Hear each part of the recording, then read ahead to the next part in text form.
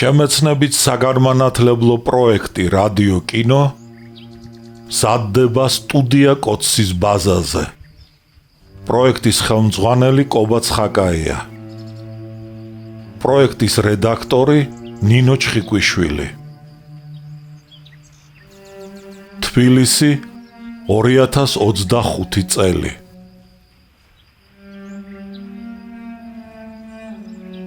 ალექსანდრე ქუთათელი, პირისპირ, რომანი 2 ტომად და 4 წიგნად. პირველი ტომი, წიგნი პირველი. ნაწილი პირველი.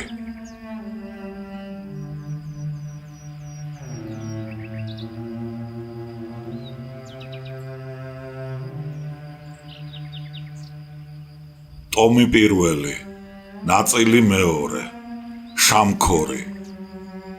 შამქორის სადგურთან თბილისი ბაქოს რკინიგზის ხაზზე თურქეთის ფრონტიდან შინ მიმავალ ჯარისკაცებს მოღალატურად დაესხნენ თავს ელიზავეტპოლის ნაციონალური კომიტეტის ბრბოები და ამიერკავკასიის კომისარიატის მიერ გაგზავნილი ჯავშნიანი მატარებელი. კავკასკი რაბოჩი, ნომერი 28, 1918 წელი. პირველი. 4 იანვარს ქართველი მენშევიკების ლიდერი ნოე ჟორდანია მუშათა და ჯარისკაცთა საბჭოს სამხარეო ცენტრის გაერთიანებულ სხდომაზე მოხსენებით გამოვიდა და თურქეთის შემოტევის გამო ამიერკავკასიაში მობილიზაციის ჩატარება მოითხოვა. სხდომის ბოლოს, როდესაც ყველა დაიღალა, ჟორდანიამ ნაუცბათევად განაცხადა, რომ თურქთა ურდოების წინააღმდეგ მობილიზებული არმიის ტყვია-წამლით მომარაგების მიზნით ამიერკავკასიის კომიტეტს გადაწყვეტილი აქვს ფრონტიდან შინ მიმავალი ეშელონების განიარაღება და ესეც უნდა მივიღოთო. ორივე ამ წინადადებას კენჭი უყარეს და მიუხედავად აღმასრულებელი კომიტეტის სამხედრო სექციის წინააღმდეგობისა სამხარეო ცენტრმა ამიერკავკასიაში მობილიზაცია და ეშელონების განიარაღებაც მიიღო. სხდომა დამთავრებული იყო, მაგრამ დეპუტატები სასახლის დიდი დარბაზიდან მაინც არ მიდიოდნენ. ჯგუფ-ჯგუფად იდგნენ და კამათობდნენ. ერთი ჯგუფი ნოე ჟორდანიას ირგვლივ შეკრებილიყო.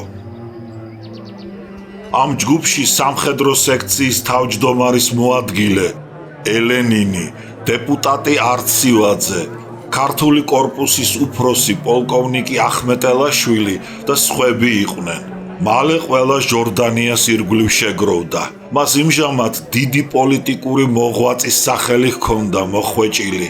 იგი ავტორიტეტით სარგებლობდა მენშევიკებს შორის და ამიტომ გულისყურით ისმენდნენ თითოეულ მის სიტყვას. ნოე ჟორდანია მაშინ 9 საუკუნეს მიღწეული კაცი იქნებოდა. წვერ ულვაშში თეთრი ჭარბად მოჰკიდებოდა. მას ფართოდ გახელილი და გაოცებული ჭროღა თვალები ჰქონდა. თითქოს პეტროგრადსა და მოსკოვში მომხდარი ამბები მისი მსოფხედველობის ჩარჩოებში ვერ თავსდებოდნენ და ის აოცებსო. იგი კაუცკისთან ერთად იმეორებდა მარქსის მიერ აღმოჩენილი სოციალური კანონები ისეთ ჩამორჩენილ აგრარულ ქვეყანას, როგორიც რუსეთია, საშუალებას არ აძლევს სოციალიზმისაკენ მომავალი გზა გვიჩვენოსო. ჟორდანია წმინდა დემოკრატიის მომხრე იყო. მას ეშინოდა კაპიტალიზმის რევოლუციური დამხობისა და მცირე რეფორმების გზით მიდიოდა. იგი კომუნისტურ მანიფესტში აღიარებულ კლასთა ბრძოლის თეორიას უარყოფდა. საერთო ნიადაგის თეორიას ემხრობოდა და არ სვამდა საკითხს მუშათა კლასის მიერ ძალაუფლების დაპყრობის შესახებ. მისი შეხედულებანი ახლოს იყვნენ ბურჟუაზიული დემოკრატიის შეხედულებებთან და არ მიდიოდნენ პარლამენტარული რესპუბლიკის იქით. მისი აზრით საკითხი ხელისუფლების შესახებ გადაწყვეტილი იყო ევროპაში ჯერ კიდევ მე-19 საუკუნეში ხალხის სასარგებლოდ. პარლამენტში მოწვეული წარმომადგენლები ხალხისა, ამბობდა იგი, ასრულებენ სწორედ ხელისუფლების მოვალეობას. რაც შეგვეხება ჩვენ მე-20 საუკუნის სოციალისტებს, დაგვრჩენია მხოლოდ ყოვლის მხრივ ვეცადოთ, გავაუმჯობესოთ მუშათა ცხოვრება. ნოე ჟორდანიას რევიზიონისტთა შორის უკიდურესი მემარჯვენე პოზიცია ეჭირა. იგი მოურიდებლად აქებდა ბურჟუაზიულ ცხოვრებას და სახელმწიფოს ნიმუშად ინგლისი მიაჩნდა.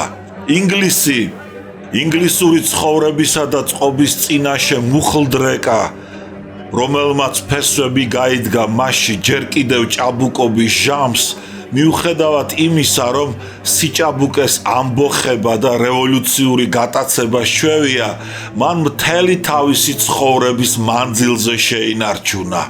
ერთხელ 1900 წელს, როდესაც ბურები ინგლისთან ბრძოლაში სისხლისაგან იცლებოდნენ, მას კამათის დროს ერთ-ერთ რედაქციაში ჰკითხეს: "ნუ თუ თქვენ ბურების გამარჯვება არ აგსურთ.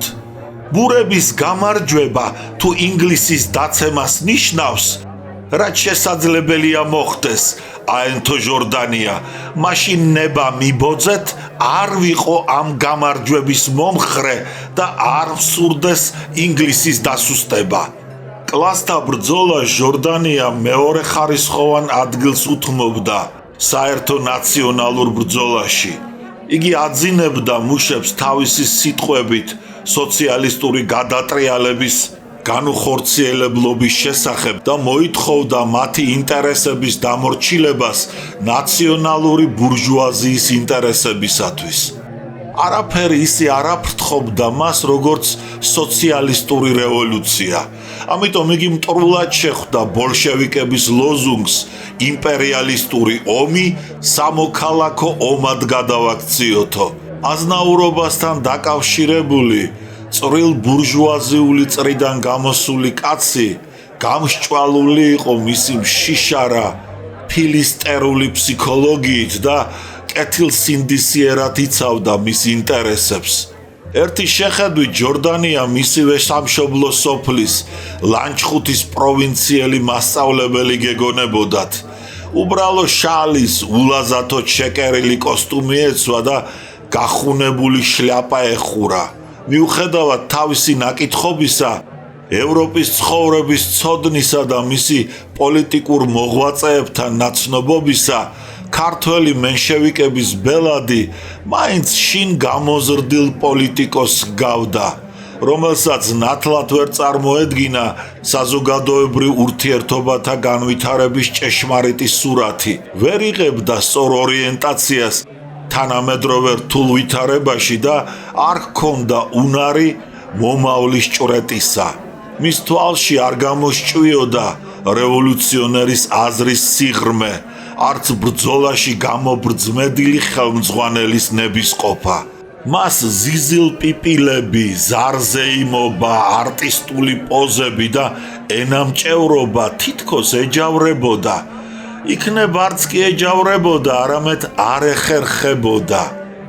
თავის წინარიგში წამოყენებაც თითქმის არ უყვარდა, თუმცა საწინააღმდეგო აზრს ვერ ითმენდა.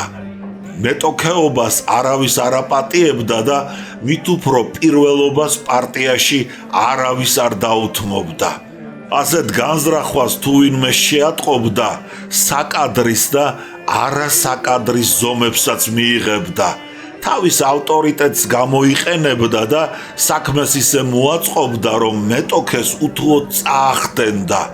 პარტიულ ამხანაგებში სახელს გაუტეხდა, თავს მოსჭრიდა და დათვის ადგილს მიუჩენდა.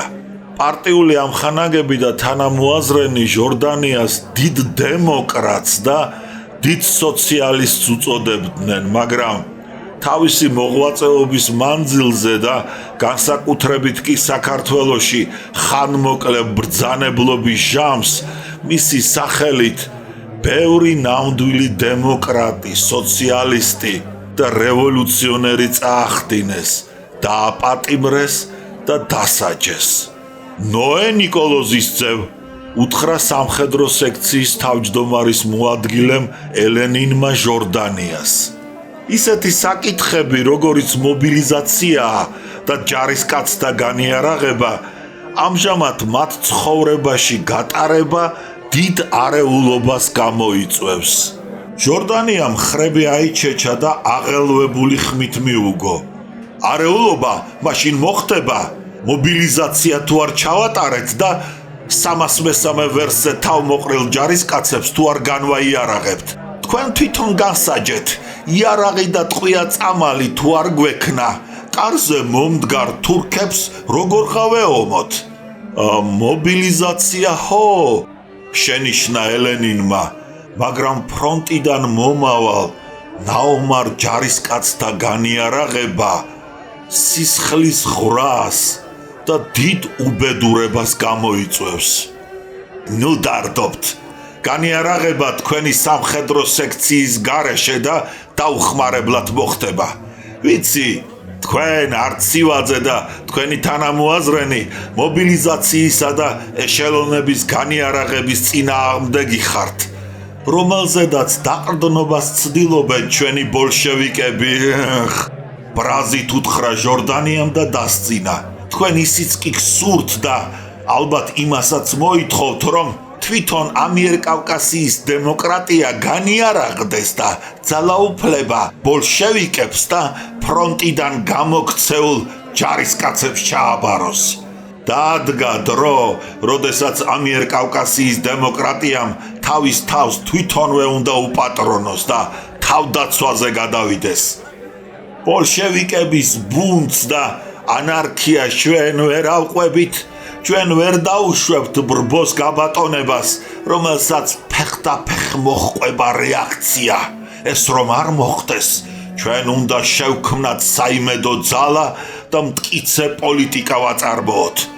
მობილიზაციასაც ჩავატარებთ და ეშელონებსაც განვაიარაღებთ.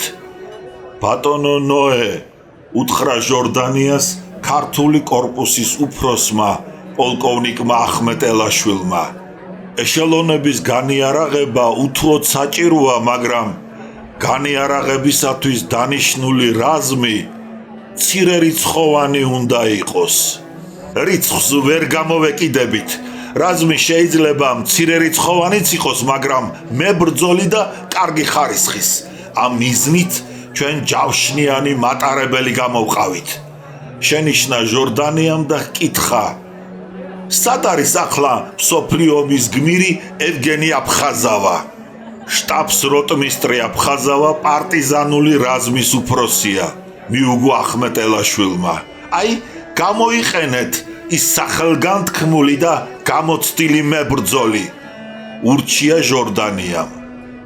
კავალერიის როტმისტრი, კავალერიის ოფიცერი, შტაბ როტმისტრი ევგენი აფხაზავა მსოფლიო ომის გმირი და გიორგის ორდენის კავალერი იყო.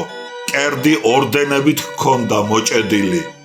მსოფლიო ომის დროს საჩქაროდ გამოჩეკილ ოფიცრებს ფრონტზე რამდენიმე თვით დარჩენა და მერმე სამშობლოში ორდენებით დაბრუნება დასჩემდათ.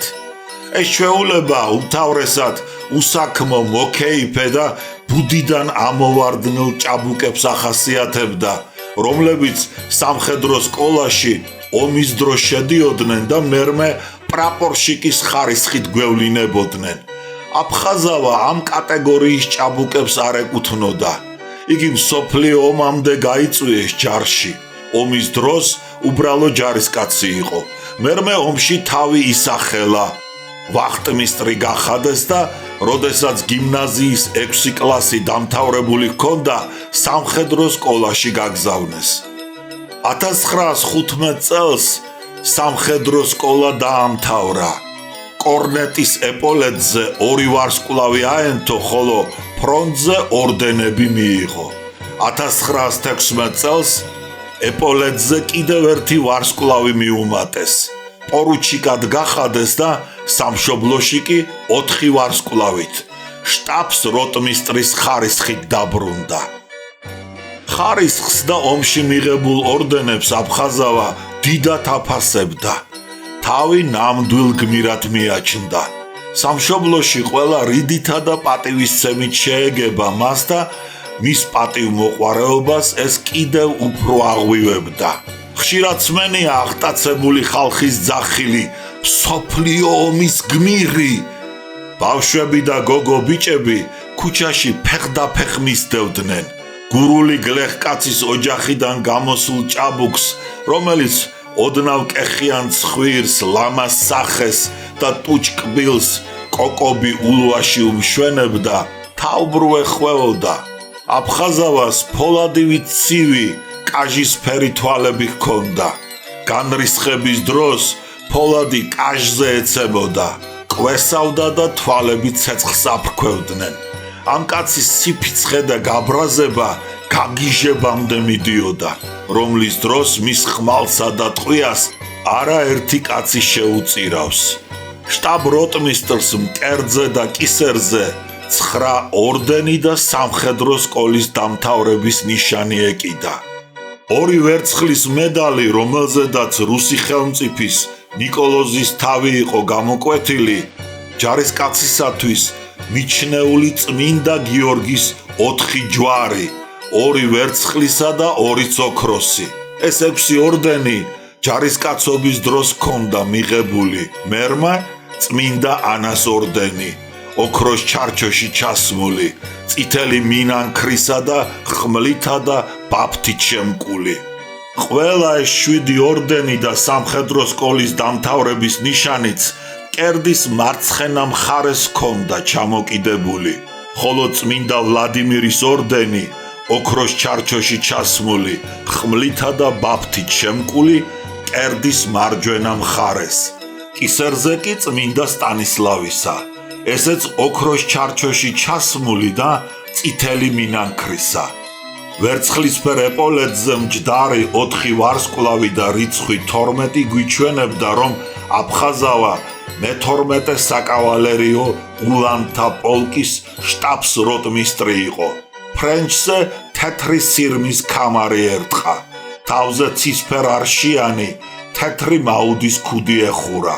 დიაგონალი შარვლის გვერდის ნაკერში თეთრივე ნაწიბური ჰქონდა ჩაყოლებული. სანდალოზის ჩექმა ეცვა, დეზებით აჟღერებული. ყოველივე ამას ოქრომჭედლის მიერ კოხტათ ნაოსტატები ქველის თავიანი კავკასიური ხმალი ამშვენებდა, რომლის ტარზე შავყვითელი ზოლებით წმინდა გიორგის ფუნჯიანი ლენტი, ტემლაკი ეკიდა. ეს აფხაზავა საყოველდღიურო სადა და უბრალო ტანსაცმელი იყო, ხოლო ულანთა პოლკის შტაბ-როტმისტრი ევგენი აფხაზავა საპარადო ფერადოვან მუნდირში, თეთრ სამკერდულით, გაპრიალებული ვერცხლის მუზარადით და შიგ ჩაჩრილი უცხო ფრინველის ფრთებით, ზიზილ პიპილებით, ლამპასებით და ბუზმენტით მორთული რომ ენახა, ალბათ ვერც მისი პატრონი იცნობდა. აფხაზავა პლეხანოვის გამზირზე სასტუმრო ნოეში ცხოვრობდა. სასტუმროს პატრონი ნოე სიხარულიძე ამაყობდა, აფხაზავა ჩვენებურია, ჩემი მეზობელიაო. სასტუმროს პატრონს ჩინებული რესტორანი მოეწყო და კარგი ორკესტრიც მოეწვია. როიალზე 18 წლის ლამაზი და ტანოვანი ფრანგი გოგონა მამზელ ბუში უკრავდა. იგი აფხაზავას უღიმოდა, ჯერ შორიდან აწონებდა თავს და კოხტაობდა, მერმე სიამოვნებით იღებდა შტაბ-როტმისტრისაგან მიძღვნილ თაიგულებს, შიგ ოსტატურად ჩაგრეხილ ქაღალდის ფულსა და ალერსსაც, რაც ძალიან სყინდა და აღშფოთებდა ჭაბუკ მევიოლინეს, პატარა კუზიან ებრაელს, ხავერდის შავ ქურთუქში გამოწყობილ ჰენრიხ შმუკლერს. იგი მსუქან ტუჩებს იკუნეთდა, შტაბ-როტმისტრს თვალს არიდებდა. ქალსავით ნაზი, აკანკალებული ხელით შუბლზე დაცვენილ ოქროსფერ ხუჭუჭ თმას ისწორებდა და ცისფერი თვალებით უიმედოდ სადღაც შორს იხედებოდა. იეღოვას თუ ემდურებოდა, გოლიათის მჯობნელ ჭაბუკ გმირად, დავითად რად არ გამაჩინეო, სამაგიეროდ ფრანგი გოგონას მოხუცი მამა, როდესაც მისი ქალი შტაბს როტმისტრისაგან საჩუქარს მიიღებდა, ვირტუოზივით იწყებდა ვიოლონჩელოზე დაკვრას, სახეზე ნეტარი ღიმილი ეფინებოდა და ბედს არ ემდუროდა. ოდესღაც ცნობილი პროფესორი მუსიკისა და პეტერბურგის ოპერის ორკესტრის მშვენება, ახლა რომ გალოთებულიყო, რესტორანში ეგდო, 1000 გვარ დამცირებას განიცდიდა და ღვინო არყისაგან ხენდროსავით გაწითლებულ ცხვირსა და დინგში ესროდნენ ქაღალდის ფულს სპეკულანტები, ვიგინდარები, უმეცრები, კულტურისა და მუსიკის მტრები.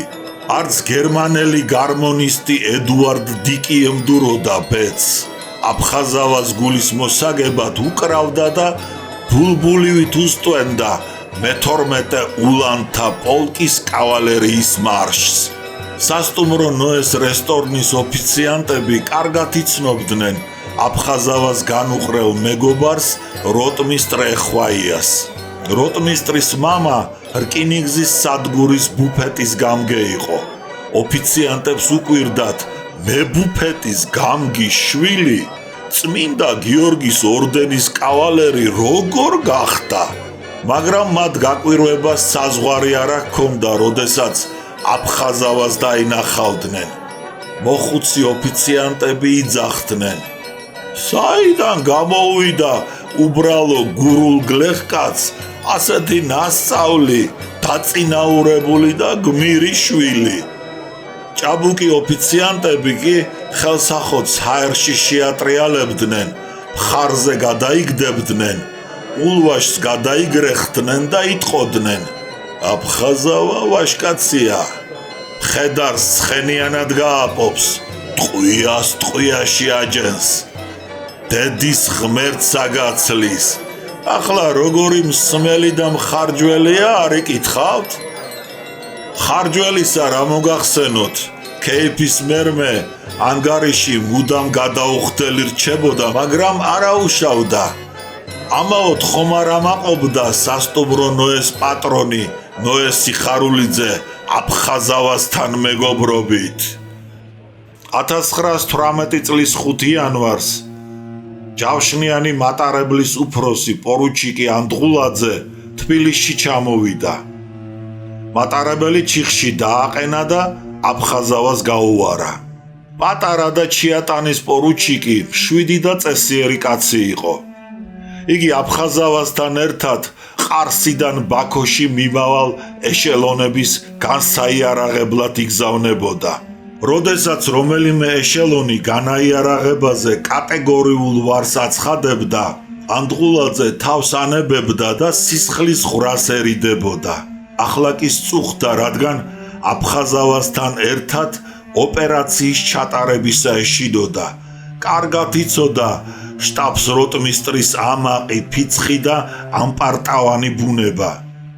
იქ სადაც სიტყვა არ გასჭრიდა, აფხაზავა ტყვიას ან ხმალს გააჭრევინებდა. ორივენი ანდღულაძე და აფხაზავაც გურულები იყვნენ. მაგრამ გურულიცაა და გურულიც. ერთი მუდამ წუმწუმასავით რომ ენთება, ფიცხი და გაკუჭებულია. მეორე ამდენადვე მშვიდი, დარბაისელი და აუღელვებელია. ერთი უკანონო გზას ფირალივით რომ ადგია და ფიშტო და მაჭახელით წყვეტს საკითხს, მეორე ამდენადვე სამართლიანი, მართებული და გონების თვალით მხედველია. ასეთი განსხვავება იყო ამ ორ გურულ ოფიცერთა შორის. პორუჩიკმა ანდღულაძემ სასტუმრო ნომრის კარებზე დააკაკუნა. ოთახში სტვენა და დეზების ჟღარუნი შეწყდა. აჰა, ვინა ხარ? შემოდი. გაისმა აფხაზავას უკმეხი, უხიაკი და უკეთური ხმა.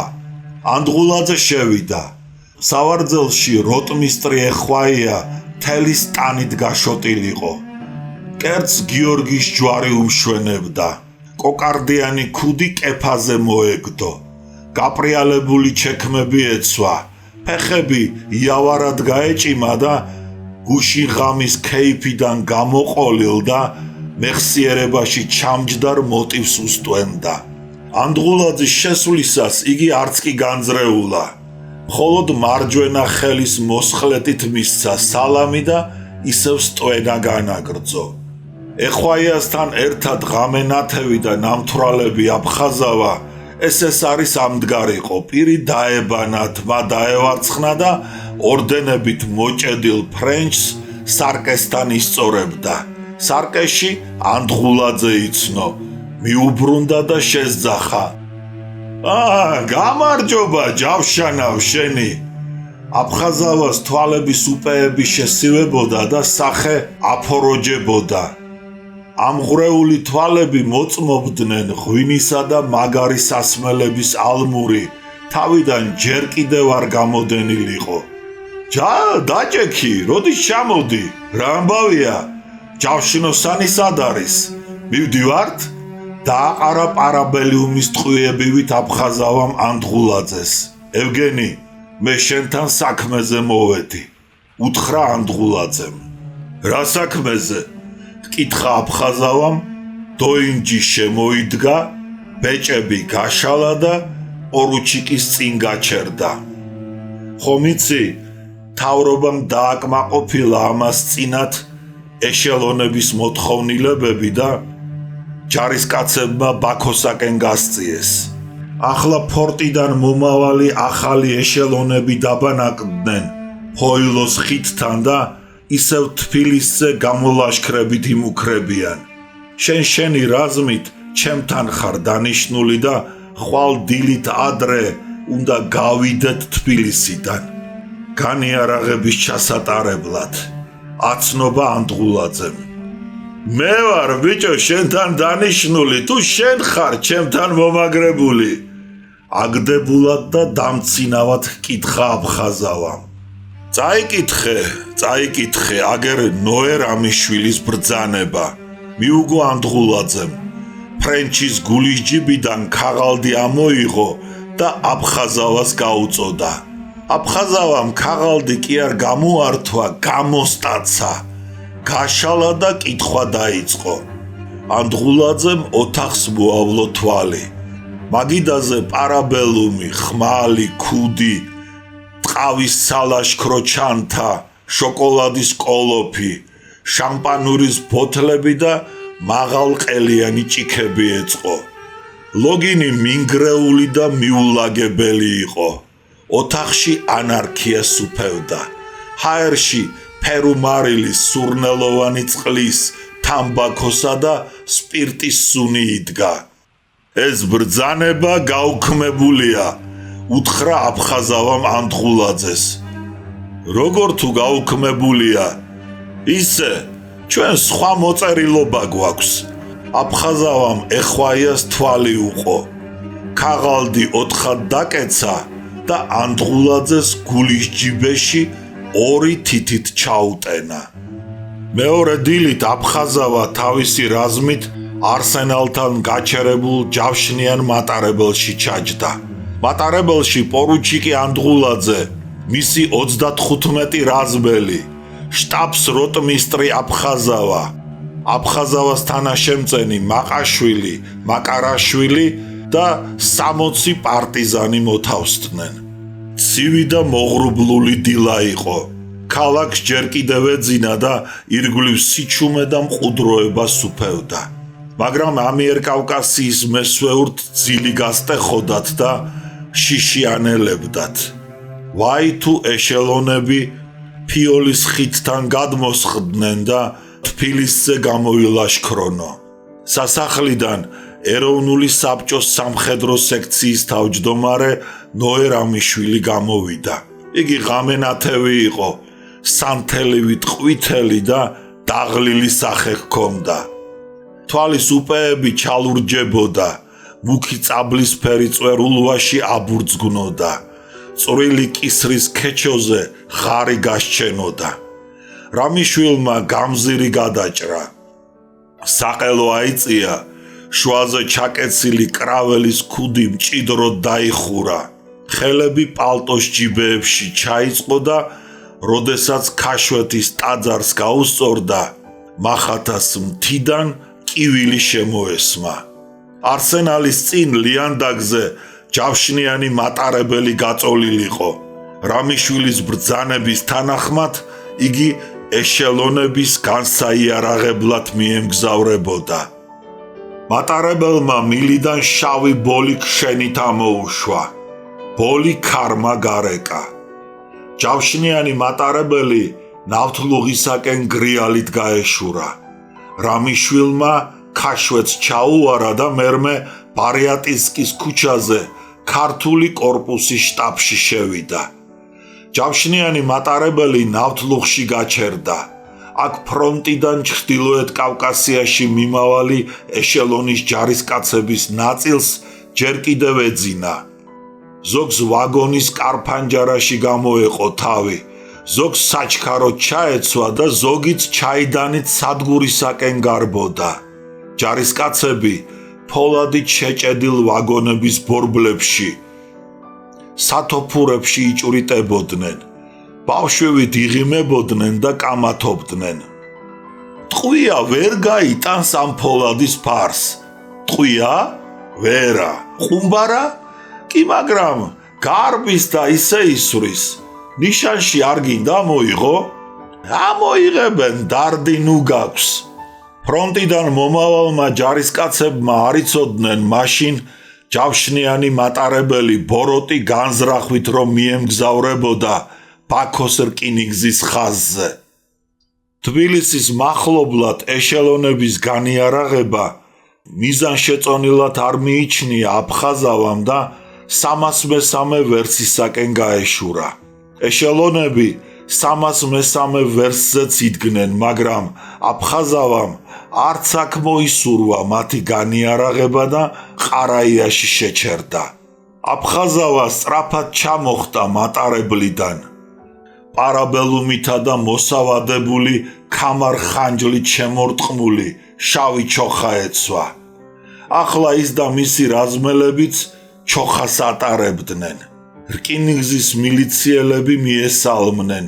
აფხაზავა 1000 კაცში საკითხავი იყო და აქაც მისი ვინაობის გამოძიება დაიწყეს. ვინ არის ეს კაცი? აუ, რამდენი ორდენი ჰკიდია? გმირი ყოფილა. აფხაზავა აზერბაიჯანში ნამსახურევი კაცი იყო. განჯაში ნაცნობები და კარგი მეგობრები ჰყავდა. მუსულმანთა ცხენოსანი ლეგიონის უფროსი პოლკოვნიკი მაღალაშვილი, ამჟამად მაღალოვად მონათლული, თბილისიდან მოსული როტმისტრი ეხვაია ქოჩაკიძე, პორუჩიკი თარხან მოურავი, მუსულმანური ეროვნების საბჭოს თავმჯდომარე და შეიარაღებული რაზმების ხელმძღვანელი ექიმი რაფი ბეგოვი და სხვანი. ბაქოში საბჭოთა ხელისუფლების დამყარების შემდეგ მუსავატელი რაფი ბეგოვი, დაშნაკი ტიგრანიანი, თავადი მაღალაშვილი და ყველა ჯურის კონტრრევოლუციონერი განჯაში მოკალათდა.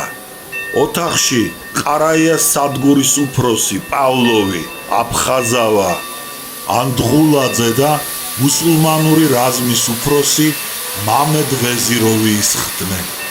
ანდღულაძემ სადგურის უფროს ჯავშნიანი მატარებლის მოსვლის მიზანი შეატყობინა და დასწინა.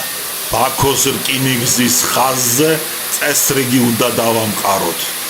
მუსულმანთა ბრბოები თავს ესხმიან და ძარცვავენ ფრონტელ ჯარისკაცებს. ბრბოების თავდასხმის გამო ჯარისკაცები უიარაღოდ შინ აღარ ბრუნდებიან. შეშივლა პავლოვმა ანდღულაძეს და აფხაზავას.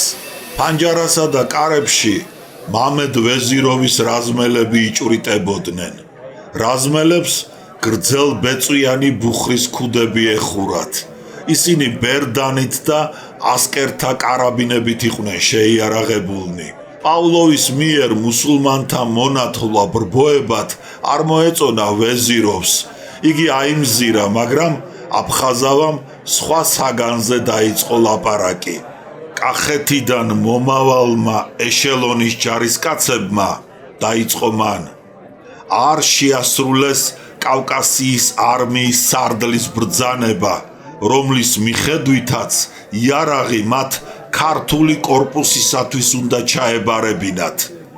ფეხებზე ჰკიდიათ დეზერტირებს ბრძანება. ჩვენ იმ ეშელონს ყარაიაში განვაიარაღებთ. გახსოვდეთ, ყოველი ჩვენი ბრძანება უსიტყვოდ უნდა შეასრულოთ. კაცრად უთხრა აფხაზავამ ყარაიას სადგურის უფროს.ავლოვი შეშინდა. წითელი მაუდის ქუდი მოიხადა და შუბლზე მჯდარი ვეება კოპის ფხანვა დაიწყო. აფხაზავა ტელეგრაფის აპარატთან მივიდა. განჯაში პოლკოვნიკ მაღალოვს და ექიმ რაფიბეგოვს ყარაიაში განზრახული განიარაღება აცნო. ისინი დახმარება შეჰპირდნენ. მალე სადგურის ბაქანზე ზარი დარეკეს. ყარაიას ველზე გაყინულ ჭაობებიდან იხვიდა ბატი ყივილით წამოიშალა. თითქოს ალესილი ყინულით ყელი გამოსჭრესო.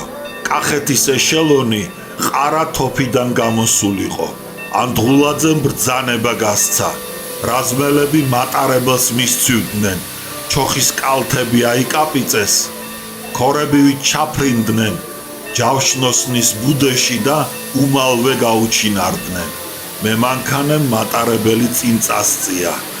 ეშელონს გზა გადაუჭრა. მილიციელებმა ბაქნიდან ხალხი გარეკეს. ცარიელ ბაქანზე მხოლოდ აფხაზავა დამდგარიყო ახლა და ლიანდაგს გასცქეროდა. ზამთრის სუსხიანი ქარი ქორის ფრთასავით აფრიალებდა მისი შავი ჩოხის კალთას და თოვლით დაფარულ ყარაიას ველზე ჰკიოდა. სრულ 12 საათზე საყვირი გაისმა. შავად გარუჯულმა ორთქლმავალმა სადგურს ქაქანით მოაშურა. სადგურის უფროსმა აკანკალებული ხელით ჩამოართვა მემანქანეს კვერთხი. აფხაზავას წინ ჯარისკაცებით გაჭედილი საბარგო ვაგონები გარბოდნენ. ვაგონებიდან სიმღერა, სტვენა, გარმონი და ხარხარი ისმოდა. ჯარისკაცები სადგურის აბრას აკვირდებოდნენ და წარწერას დამარცვლით კითხულობდნენ. ყა რა ია პატარა სადგური ყოფილა, ალბათ ბუფეტიც არ არის. მემანქანემ სვლაშიანელა. ბუფერის თეფშები ერთმანეთს დაეჯახდნენ და მატარებელი გაჩერდა. მატარებლის გაჩერებამდე ჯარისკაცები ჩამოხტნენ და სადგურს მიაშურეს. ყველანი ერთბაშად ალაპარაკდნენ. თითქოს სადგურის ბაქანზე და დარბაზში სკა გუგუნებსო. შემოდგომის ფოთოლივით ცვიოდა ბუფეტის დაზგაზე ქაღალდის ფული კერენკები. საშოვარში ჩავარდნილი გამგე და მისი ბიჭები ელვისებური სისწრაფით მუშაობდნენ. ფულს ხვეთდნენ და ჯარისკაცებს ასუფთავებდნენ. სადგურის დარბაზს და ბაქანს კალიასავით შეესივნენ ჯარისკაცები. ისმოდა ყვირილი, ხმამაღალი ლაპარაკი, დალურსმული ჩექმების ბრახუნი. ირგვლივ იუხტისა და წეკოს მახორკის სუნი დადგა. ჯარისკაცები ჭიანჭველებივით შემოეხვივნენ ჯავშნიან მატარებელს. აწეული ფარის ქვეშ სათოფურებში კეთილი ღიმილით იჭვრიტებოდნენ. იქიდან კი ბუხრის ქუდით სახე დაჩრდილული რაზმელების ელვარე და არა კეთილმოსურნე მრისხანე თვალები იცქირებოდნენ. ამ დროს სადგურის უფროსის ოთახში აფხაზავა წინადადებას აძლევდა დელეგატებს. კახეთის ეშელონი განიარაღებულიყო. დელეგატები უარს აცხადებდნენ. მაშინ აფხაზავა ბაქანზე გამოვიდა. ჯავშნიან მატარებელზე ავიდა და მალე ჯავშნოსნის კოშკურების სათოფურებიდან გამოყოფილი ზარბაზნების ლულები ეშელონისაკენ მოემართნენ. სისხლის ღვრის თავიდან აცილების მიზნით დელეგატებმა დაარწმუნეს ჯარისკაცები ბაქომდე რკინიგზაზე წესრიგს ჯავშნიანი მატარებელი უზრუნველყოფსო და იარაღის ჩაბარებაზე დაითანხმეს. ჯარისკაცებმა ვაგონები მიატოვეს. აფხაზავას და ანდღულაძის რაზმებმა იარაღი ჯავშნიანი მატარებლის ვაგონ საწყობში გადაზიდეს. ჯარისკაცები არ უწევდნენ წინააღმდეგობას, მაგრამ როდესაც რაზმელებმა იარაღის გარდა ეშელონის სურსათი, ფქვილი, ერბო, თივა და სხვა მარაგის გადაზიდვაც დაიწყეს, აღშფოთდნენ. ჩვენ შევასრულეთ თქვენი მოთხოვნილება, იარაღი ჩაგაბარეთ. ახლა კი ლუკმაპურსაც გვართმევთ? კარგად მოგეხსენებათ რკინიგზაზე ახლანდელი მიმოსვლა. შინ მისვლამდე ჯერ კიდევ გრძელი გზაა. გზაზე არაფერი არ იშოვება და შიმშილით უნდა ამოვწყდეთ? ანდღულაძემ აფხაზავას უთხრა. სურსათის ჩამორთმევა ხომ იცი ევგენი აკრძალული გვაქვს. თბილისი გაიგებს და უსიამოვნება გამოვა. კახეთში მოტაცებული ფქვილი დეზერტირებს რომ ჩამოვართვა. ეს ეწყინება ბიჭო მთავრობას. რადგინდა კაცო აი ფქვილი. ხომ ხედავ რამდენი ტყვია და თოფი ვიშოვეთ მაგიერში. უთხრა ანდღულაძემ აფხაზავას და მერე რაზმელებს უბრძანა. წაიღეთ, ჩააბარეთ უკანვე ფქვილიანი ტომრები. აფხაზავას ეწყინა. ბრძანება მეგავეცი და როგორ ბედავ ამ ჯარისკაცებში ჩემ შერცხვენეს და მოჯაყვას. აფიცერი შენისთანა უნდა. ეი თქვენ, უყვირა რაზმელებს, ხომ მოისმინეთ ჩემი ბრძანება? რაზმელებმა ისევ განაგრძეს ეშელონის სურსათის გადაზიდვა.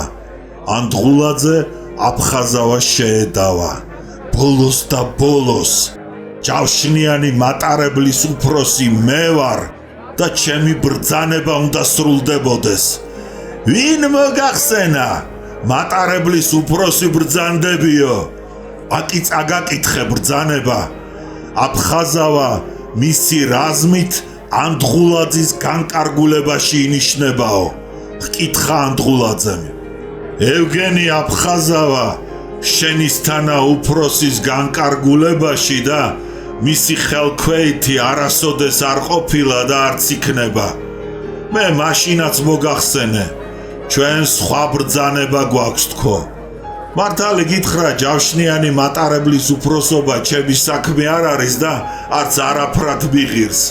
განიარაღების ჩატარებაზე თანხმობა საქმიანი მოსაზრების გამო განვაცხადე, მაგრამ საქართველოში ყველაფერი არეულ-დარეულა.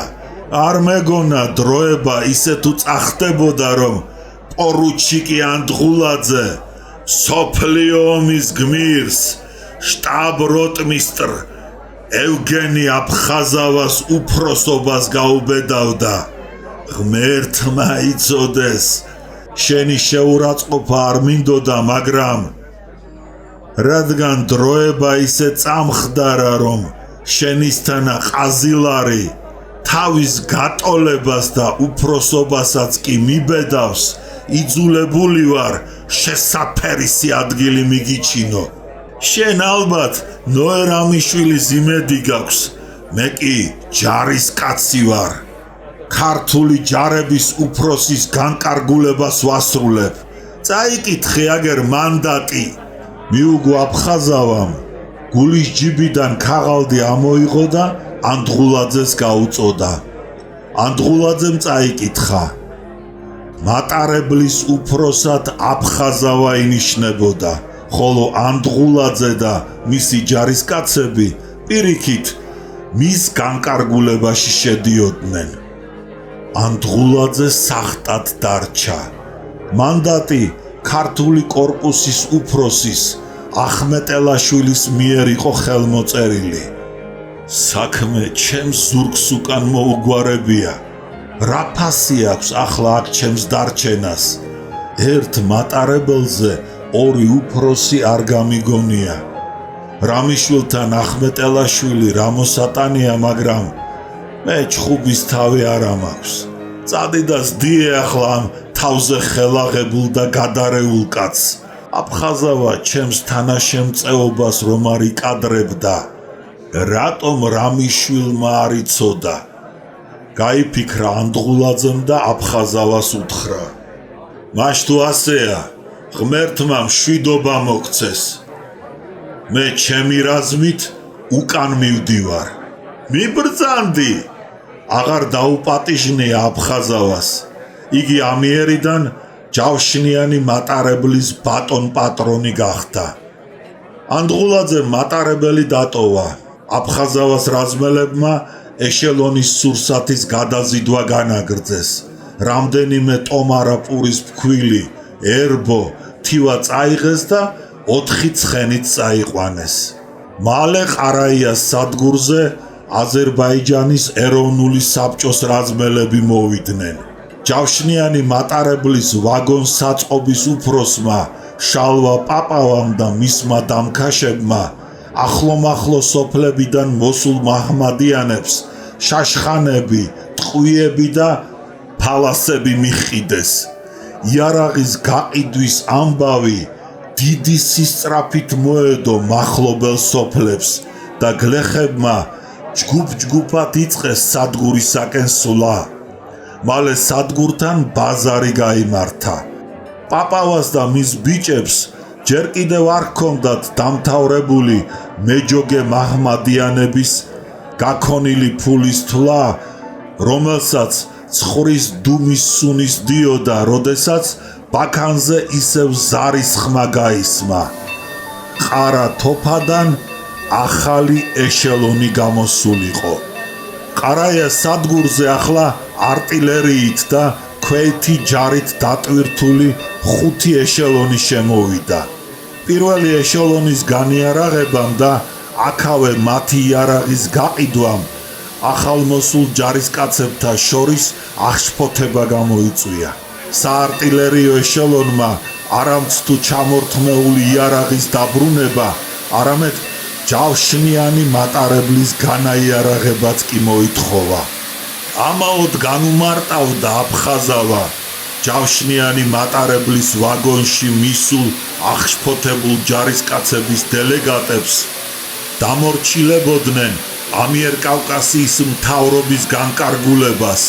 ტყავის ქურთუბში გამოწყობილი ბელაგორსკი, კარპოვი, მახათაძე და კრუგლოვი იმ განკარგულების წინააღმდეგ ილაშქრებდნენ. თელს რუსეთში გამოცხადებულია ახლა ერთი ძალაუფლება, მუშათა და ჯარისკაცთა დეპუტატების საბჭოების ძალაუფლება. ჩვენ იმას ვცნობთ, აქ კი ამიერკავკასიაში ჩვენ ვემორჩილებით მხოლოდ ბაქოს რევკომს და ბაქოს საბჭოს. მიუგო ბელაგორსკი მტკიცეთ და აღელვებით. იქ რუსეთში გააწყვეტინა სიტყვა აფხაზავამ. თქვენ შეგიძლიათ იცნოთ ვინც გსურთ. აქ კი კეთილინებეთ და ჩვენს მთავრობას დაემორჩილეთ. სხვის მონასტერში საკუთარი წესებით არ მიძვრებიანო. ხომ გაგიგონიათ ეს ანდაზა, ანარქია, რომელიც ახლა რუსეთში სუფევს, ჩვენთვის სავალდებულო არ არის და თავზეც ვერ მოგვახვევთ. ჩვენ გვესაჭიროება იარაღი თურქეთის არმიის წინააღმდეგ. მტრისადმი ნამდვილი წინააღმდეგობის გაწევა და მისი განადგურება შეუძლია მხოლოდ რევოლუციურ არმიას. მე არ ვარ ჩვეული ჯარისკაცებთან კამაც. მე ვასრულებ ჩემი მთავრობის ბრძანებას. მორჩა და გათავდა, ჩაგვაბარეთ იარაღი და შეუჩერებლივ გასწით ბაქოსკენ. სხვასთან შედარებით რბილი ადამიანი კრუგლოვი შეეცადა აფხაზავა დათმობაზე დაეყოლიებინა. ბაქომდე ამ რკინიგზაზე მუსულმანთა ბრბოები დათარეშობენ. ძარცვავენ და ჰკლავენ უიარაღო ჯარისკაცებს. დაფიქრდით, რა დღეში გვაგდებთ. რკინიგზის ხაზის დაცვას ჩვენ კი სრულობთ. დარდი ნუ გაქვთ, სრულიად უვნებლად მიაღწევთ ბაქოს. ოდნავ მოლბა აფხაზავა, მაგრამ ბელაგორსკი არასთმობდა. გმადლობთ. თქვენი იმედით ჩვენ შორს ვერ წავალთ. ვისგან უნდა დაგვიცვათ თქვენ? თუკი თქვენ თვითონ ძარცვავთ ჯარისკაცებს, ჩვენ მოვითხოვთ პირველი ეშელონის იარაღის დაბრუნებას. მე დავასრულე თქვენთან ლაპარაკი. მორჩა და გათავდა. იყვირა აფხაზავა. ამოსწურა რა ყველა საბუთი და თავისი მჭერმეტყველების მთელი მარაგი. იარაღს თქვენ ვერ მიიღებთ. მიბრძანდით. მაშინ ჩვენ ძალით დავიბრუნებთ. ჯარისკაცთა ჯიუტობით აღშფოთებულმა აფხაზავამ არაბელიუმზე იტაცა ხელი. კუპეში მდგარი ჯარისკაცთა წრე გაარღვია და ბელაგორსკისთან მიიჭრა. მაგრამ მალე მოისაზრა, რომ ძალა მის მხარეზე არ იყო, რომ დელეგატის მოკლა დამღუპველ შედეგებს გამოიღებდა და ამიტომ თავი შეიკავა. გაფრთხილებთ, თქვა მან, რომ თელს რკინიგზის ხაზზე დგანან ეროვნული საბჭოების ჯარები. თუ თქვენ ჩემს მოთხოვნილებას არ დაემორჩილეთ, აფეთქებული იქნება ყველა ხიდი. ლიანდაგი აყრილი და ბაქომდე ვერცერთი ეშელონი ვერ მიაღწევთ. მოლაპარაკება უშედეგოდ დასრულდა. დელეგატები ჯავშნიანი მატარებლიდან ჩამოვიდნენ და ეშელონებისაკენ წავიდნენ. ჯარისკაცები ხელავდნენ. ისმოდა ძახილი. რახას უცდით? მოდი ჩამოვიღოთ ზარბაზნები, მივცხოთ და დავამსხვრიოთ ის ჯავშნიანი მატარებელი. აფხაზავა შეშინდა. ყარაია მუსულმანთა მცირერიცხოვანი რაზმის ამარა დატოვა და ღამით აღსტაფაში ჩავიდა. მან დილამდე აქ დარჩენა გადაწყვიტა იმ იმედით, რომ ეშელონები ვერ გაბედავდნენ ღამით წამოსვლას, ხოლო დილამდე იგი შეძლებდა განჯასთან კავშირის გაბმას და მაღალოვისა და რაფიბეგოვის დახმარებით წინასწარ უზრუნველყოფას. იგი ფიქრობდა მათი დახმარებით ეშელონების განიარაღებას. შეუთანხმდი აზერბაიჯანელებს და სომხებს, ატყობინებდა აფხაზავა თბილისს. ძალების სავსებით საკმარისია. ეშელონებს შევხვდებით და განვაიარაღებთ შამქორში. თუ მათ თბილისისაკენ დააპირეს დახევა, ყარაიას ხიდს ავაფეთქებთ. ყარაიადან აღსტაფამდე არსებული სადგურების ყველა უფროსი ვალდებული იყო შეეტყობინებინა აფხაზავასათვის ეშელონების მოძრაობა. აღსტაფის სადგურის უფროსი, ახმახი და აყლაყუდა კაცი, კოსტა ჩხეტიანი, ბუფეტის გამგე, წითური და უკბილო მოხუცი, კოლა ასათიანი, პატარა შავგრემანი ტელეგრაფისტი ჯაფაროვი და ყველანი დიდ შიშიანობას მიეცნენ. კოსტა ჩხეტიანს ფართო სახე გაპარსული ჰქონდა და ხარაბუზასავით გრძელი ულვაშები ყურის ბიბილომდე სწდებოდა. კოსტა ხშირად დაიარებოდა ბეგებთან ერთად სანადიროდ. გარედან დიდი ვაშკაცი და გულადი ჩანდა. ნამდვილად კი მეტად მხდალი და მშიშარა იყო. დიდი ხანი გასულიყო, რაც აღსტაფაში მსახურობდა. აზერბაიჯანელთა შორის ტრიალებდა და ისიც მზეზე გატრუსულ მაჰმადიანს დამსგავსებოდა. დილის 6 საათზე აფხაზავა და მისი თანაშემწე მაყაშვილი და მაკარაშვილი, მემანქანე ამბროსი დათუნაიშვილი და ვაგონ საწყობის გამგე შალვა პაპავა სადგურში შევიდნენ. ბუფეტის გამგემ კოლა ასათიანმა მოხარშული ქათმები, კვერცხი, ყველი და კახური ღვინო მოიტანა.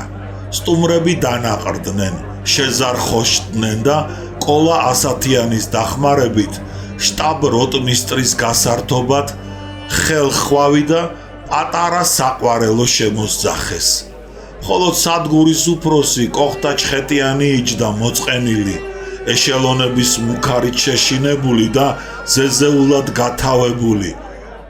თავი ჩაეკიდა, ქვევიდან უცქერდა ორდენებით მკერდ მოჭედილ შტაბ-როტმისტრს. ეშელონების მუქარა ყივნეულად შეხებოდა აფხაზავას პატივმოყვარეობას. მას გადაჭრით გადაეწყვიტა ჯარისკაცთათვის ზურგი არ ეჩვენებინა, ქედი არ მოეხარა და წინააღმდეგობა გაეწია.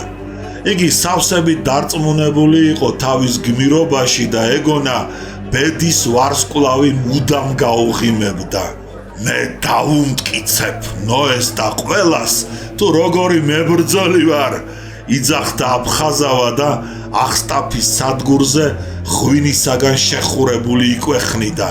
ვის აშინებს ის ყიზილბაში ბელაგორსკი და კარპოვი? ახლა ჯავშნიანი მატარებლის განიარაღებაზე ხელი აიღეს. თბილისში გაბრუნდით და ხელს არ გახლებთო გეხვეწებიან, შეაპარა კოსტა ჩხეტიანმა. მე არ ვიცი რას ამბობენ ისინი. ვიცი მხოლოდ ის, რომ სათი თავოდ განვაიარაღებ 10-ვე ეშელონს და ბაქოსაკენ გავისტუმრებ. უთხრა აფხაზავამ.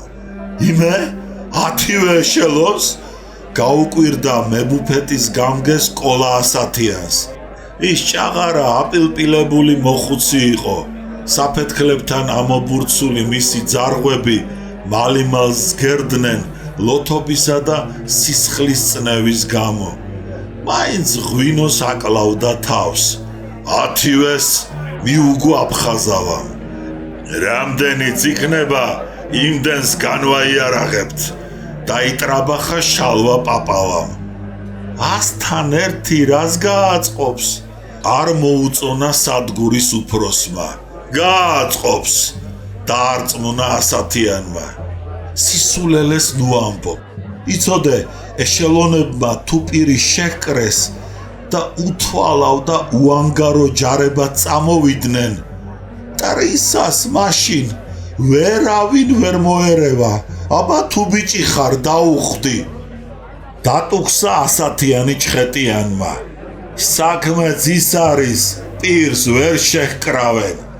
შენიშნა შალვა პაპავამ და მელასავით ეშმაკური მომწვანო თვალები აუციმციმდნენ. ამ დროს აქელებული ტელეგრაფისტი ჯაფაროვი შემოვარდა და იყვირა. ეშელონები ჩამოსულან ყარაიადან. საიდან გადმოცეს? კითხა აფხაზავამ. სალოღლიდან. როგორც ხედავ, ეშელონებს პირი შეუკრავთ. ჩაშჩურჩულა ელდანაკრავმა ჩხეტიანმა პაპავას. როგორ? აენთო აფხაზავა.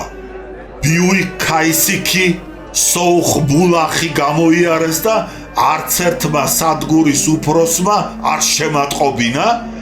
ძაღლის შვილები, ყველას დავხოცავ. ბიუი ქაისიქის და სოუხ ბალახის სადგურების უფროსები ბოლშევიკები არიან და იმიტომ.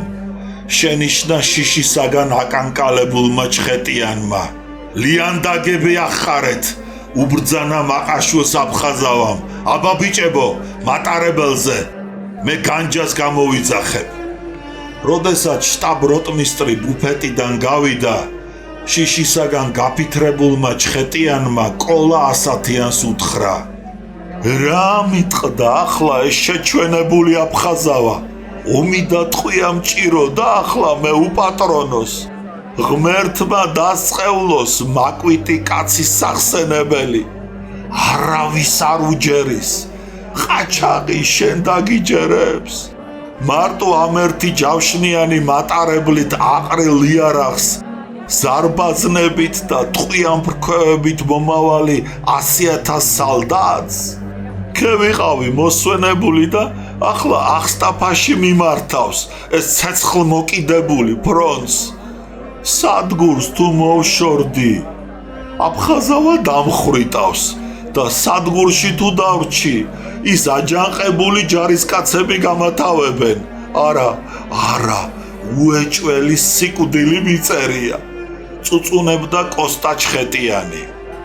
განჯასთან შეერთება და დეპეშის გადაცემა აფხაზავამ ვერასგზით ვერ მოახერხა. აღშფოთებული ეშელონები კი აღსტაფას უახლოვდებოდნენ. მართალია აფხაზავას რაზმელები რკინიგზის ასაყრელად წავიდნენ, მაგრამ შესაძლო იყო ჯარისკაცებს ზარბაზნები ჩამოეღოთ ვაგონებიდან და აღსტაფაზე შარაგზით წამოსულიყვნენ. შტაბ-როტმისტრის აღელვება, შიში და ციებ-ცხელება ტელეგრაფის ლენტზე აღიბეჭდა. მე ვარ აფხაზავა, ძალიან საჭიროა თათართა ლეგიონის უფროს წყვეტა. გესმით, მე მემუქრებიან აქ, ახლავე მიიღეთ. ისევ წყვეტა. მორიგე გაწოდებთ თავის დეპეშას, ვიცი, მაგრამ მე დავზარალდები ძალიან. წყვეტა. დაუყოვნებლი მიიღეთ ერთი დეპეშა თათარ ლეგიონის უფროსისათვის. წყვეტა, აი მიიღეთ. წყვეტა, ჰო, ჯავშნიანი მატარებელი 3. წყვეტა, ნახევარი წუთი დრო. წყვეტა, ღმერთო, განჯა, ახლავე მიიღეთ. წყვეტა, მესმის, მაგრამ რა დაგიშავდებათ? ჩემგან 14 სიტყვა მიიღოთ. წყვეტა, ღმერთო, კაცი არა ხართ ამის შემდეგ. წყვეტა, მე ხომ საფრთხეში ვარ. თუ არაფრად არ გიღირთ თქვენი გულისათვის, თქვენი ამხანაგი რომ დაიღუპოს, მაშ მალე. წყვეტა, დაიხსომეთ. მე თქვენ როგორც ძაღლს ისე გაგისწორდებით. დაუყოვნებლივ მიიღეთ, თორემ დაიღუპებით ყველა. წყვეტა, ღმერთო, პირუტყვი ხარ ამის შემდეგ. წყვეტა, ასე ემუდარებოდა, ხან თავს აცოდებდა, ხან ამხანაგს უწოდებდა, ხან კიდევ ემუქრებოდა და ძაღლად და პირუტყვად ნათლავდა აფხაზავა განჯის სადგურის ტელეგრაფისტს. ეტყობოდა სადგურზე იმ ღამით მორიგე ტელეგრაფისტი აფხაზავას ამხანაგი არ იყო და მისი დაღუპვაც არაფრად არ უღირდა. იგი ბოლშევიკებს თანაუგრძნობდა. აფხაზავამ მხოლოდ 1 საათის შემდეგ მოახერხა გადაეცა მუსულმანური ლეგიონის უფროსის მაღალოვისათვის საჭირო დეპეშა. მოვდივარ ჯავშნიანი მატარებლით. უკან ჯარისკაცთა 5 ეშელონი მომდევს. მოითხოვს ჩემს განიარაღებას. გთხოვ ჩამოხვიდეთ განჯის სადგურში. დაწვრილებით იქ. აფხაზავამ განჯიდან უბრძანა აღსტაფის სადგურის უფროს არ გამოეშვა არც ერთი ეშელონი და გაეფრთხილებინა ისინი, რომ გზა აღსტაფიდან განჯამდე დანაღმულია. ეშელონების წარმომადგენლები კიდევ ერთხელ შეეცადნენ კონფლიქტის მშვიდობიანი გზით მოგვარებას. მათ შეძლეს თბილისთან პირდაპირი მავთულით შეერთება. ამასვე ცდილობდნენ იმ დღეს ამიერკავკასიის მესვეურნიც. ვინ ლაპარაკობს? იკითხა აპარატთან მისულმა ბელაგორსკიმ. მუშათა და ჯარისკაცთა დეპუტატების საბჭოს თბილისის აღმასრულებელი კომიტეტის თავმჯდომარე. აპარატთან თვითონ ნოე ჟორდანია იყო. ჩვენ შეგვატყობინეს, უთხრა მან ბელაგორსკის. თქვენ გინდათ ყაჩაღების ბრბოებისაგან რკინიგზის ხაზის დაცვის მიზნით თბილისიდან გაგზავნილი ჯავშნიანი მატარებლის განიარაღება. ამას ჩვენ რასაკვირველია არ დაუშვებთ. ჩვენი რჩევაა განაგრძოთ მშვიდობიანი გზა. გარანტიას ვიძლევით, რომ ამ შემთხვევაში თქვენ ხელს არავინ არ გახლებთ, მაგრამ თქვენ თუ იჯიუტებთ, მაშინ არც ერთი ეშელონი არ იქნება გაშვებული ბაქოსკენ და შეიძლება მოხდეს სისხლის ღვრა. სისხლის ღვრისთვის თქვენ პასუხს აგებთ ხალხის წინაშე. ნუ გვემუქრებით, ჩვენ ვიცით რასაც ვაკეთებთ. მე ისევ გაძლევთ სიტყვას, რომ ჯავშნიანი მატარებლის უფროსი არ მიმართავს არავითარ სამხედრო მოქმედებებს ეშელონების წინააღმდეგ. ხო, და მაინც მიუხედავად ყველა თქვენი რწმუნებისა, ჩვენ დაბეჯითებით მოვითხოვთ, რომ ჯავშნიანი მატარებელი წაყვანილ იქნას რკინიგზის ხაზიდან. მის კომანდას ჩვენ ვერ ვენდობით. ამ პასუხმა ჟორდანია აღაშფოთა. მაშ როგორც გნებავთ, ისე მოიქეცით. მუქარით განაცხადა მან. თუ ჩვენი პირობების მიღება არ გსურთ, მაშინ შედეგებზე პასუხს არ ვაგებთ. ბოლოს და ბოლოს, თუ თქვენ არ ენდობით ჯავშნიანი მატარებლის უფროს, მაშინ იმავე საბუთით ისიც არ გენდობათ თქვენ. ახლა როგორც იცით, შვიდობით. ცივად შეწყვიტა ჟორდანიამ საუბარი. მაგრამ მდგომარეობა ამიერკავკასიის მესვეურთა სასარგებლოდ როდი ვითარდებოდა. აღსტაფას უბანზე ახლა 16 ეშელონს მოეყარა თავი. როდესაც ეს თბილისში შეიტყვეს, მთავრობა შეშინდა. ნოე ჟორდანია მუშათა და ჯარისკაცების დეპუტატების საბჭოს სამხედრო სექციის თავმჯდომარის მოადგილის ელენინის ოთახში შევიდა. მან ახლალ მობიერი ლაპარაკი დაუწყო ელენინს და სთხოვა. ცუდი მდგომარეობა შეიქმნა ამხანაგო ელენინ. ეშელონები ვარს აცხადებენ იარაღის ჩაბარებაზე.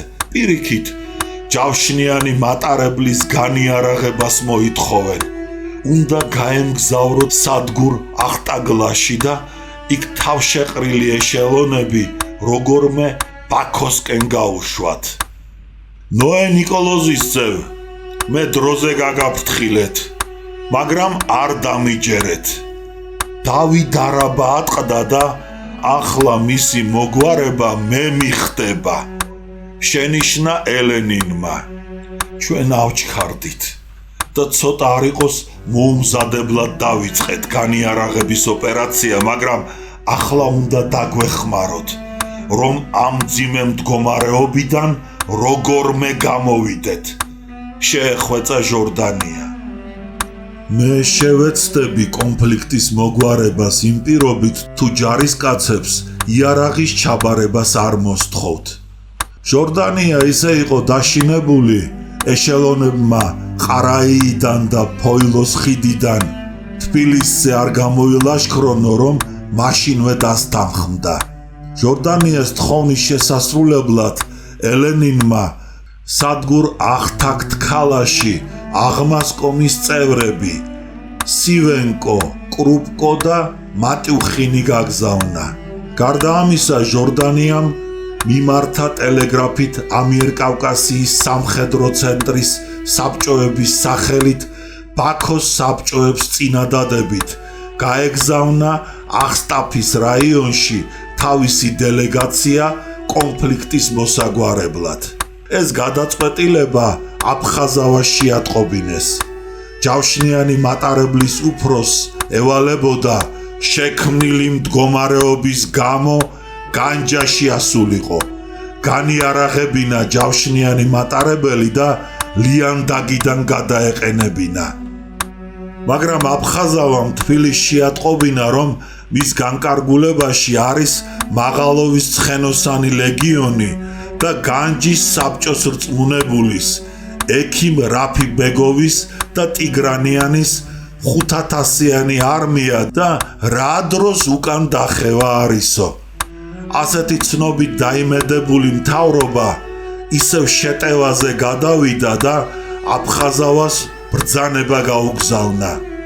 წინადადება მიეცით ეშელონებს, დასტოვონ ზარბაზნები და ტყვიან ფრქვევები, აგრეთვე ნაწილი შაშხანებისა. ამგვარად ეშელონების განიარაღების საკითხი პრინციპულად გადაწყდა, რასაც პოლკოვნიკ მაღალოვსა და სასახლეს შორის გამართული მოლაპარაკება ადასტურებდა. მაღალოვი სასახლეს ატყობინებდა სადგურ დარიალში და აღსტაფაში ამჟამად 10 ეშელონი არის. თქვენი დახმარება არ გჭირდება. მხოლოდ ზომები მიიღეთ, სანამ ამათ არ განვაიარაღებთ, სადგურ ნავთლუღიდან არ გამოვიდნენ ახალი ეშელონები. სასახლემ უპასუხა: მას ვიმედოვნებთ ყველა იმ 10-ვე ეშელონს განაიარაღებთო. ცენტრიდან მიღებული ბრძანების მერმე ჯავშნიანი მატარებლისა და ეშელონებს შორის გამართული მოლაპარაკება ურთიერთის წინაშე ჩავლის შესახებ უშედეგოდ დამთავრდა და ეშელონებს კატეგორიულად და უკანასკნელად მიეცათ წინადადება განიარაღებულიყვნენ. პოლკოვნიკი მაღალოვი და აფხაზავა სადგურ განჯაში შეხვდნენ ერთმანეთს. მაღალოვი ქალაქიდან სადგურზე ლეგიონის ეტლით ჩამოვიდა. მას ქართველი ოფიცრები ახლდნენ. ლეგიონის შტაბის უფროსი ანდრონიკაშვილი, აფხაზავას მეგობარი ეხვაია და თარხან მოურავი. მაღალოვი მაღალი, ბრგე, წითური კაცი იყო. პოლკოვნიკი და მისი ოფიცრები შტაბ როტმისტრ აფხაზავას და მის თანაშემწეებს მაყაშვილს და მაკარაშვილს მიესალმნენ. მალე ჯავშნიან მატარებელში ოფიცერთა თათბირი გაიმართა. პრინციპული განიარაღება უკვე მიღებულია, განაცხადა მაღალოვმა. ჩემი ლეგიონი 600 მხედრისაგან შედგება. ექიმი რაფიბეგოვი და ტიგრანიანი 5000 შეიარაღებულ მებრძოლს ითვლის. განიარაღება უთუოდ ჩვენი გამარჯვებით დამთავრდება. დროს ნუღარ კარგავთ. ეშელონები ზედიზედ მოდიან ფრონტიდან. მრავალრიცხოვანი ჯარისკაცების დაგროვება ხელსაყრელი არ არის. შტაბროტმისტრო უთხრა მაღალაშვილმა აფხაზავას. ახლავე გაუგზავნეთ დეპეშა აღსტაფის სადგურის უფროსს. უბრძანეთ, არც ერთი ეშელონი თქვენი განკარგულების გარეშე სადგურიდან არ გამოუშვას. გააფრთხილოს ეშელონის წარმომადგენლები, გზა დანაღმულია თქო. 1 საათის მერმე შამქორისაკენ ჩვენი ეშელონები წავლენ. განიარაღება შამქორში უნდა მოხდეს. აფხაზავამ მაღალოვის ბრძანება შეასრულა და მერმე ჯავშნიანი მატარებლით შამქორს ჩავიდა. შამქორისაკენ გაეშურნენ აგრეთვე რაფიბეგოვისა და ტიგრანიანის რაზმელებით სავსე მატარებლები.